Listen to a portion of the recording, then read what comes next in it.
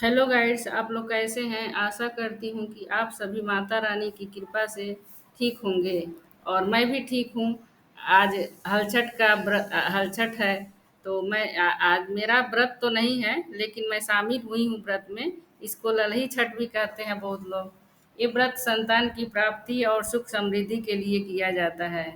इस व्रत का बहुत महत्व है और अपने संतान की लंबी उम्र और सुखद जीवन की कामना किया जाता है।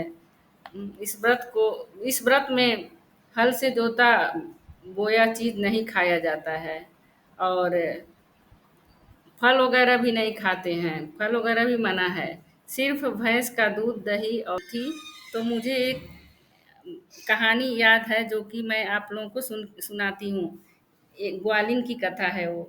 एक ग्वालिन थी और जो गर्भवती थी, उसका प्रसव काल पास में था, लेकिन वो दूध दही खराब ना हो उसके बेचने के चक्कर में वह चली गई। रास्ते में उसको पीड़ा होने लगा। उसने बेरी के पेड़ के पास एक बच्चे को जन्म दिया। उस दिन हल छठी भी थी। उस बच्चे को छोड़कर दूध दही बेचने चली गई, वहीं छोड़कर, और गाय भैंस की मिश्रित दूध को केवल भैंस का दूध बताकर गांव वालों को बेच दिया, जिसके कारण गांव वाले का व्रत भंग हो गया।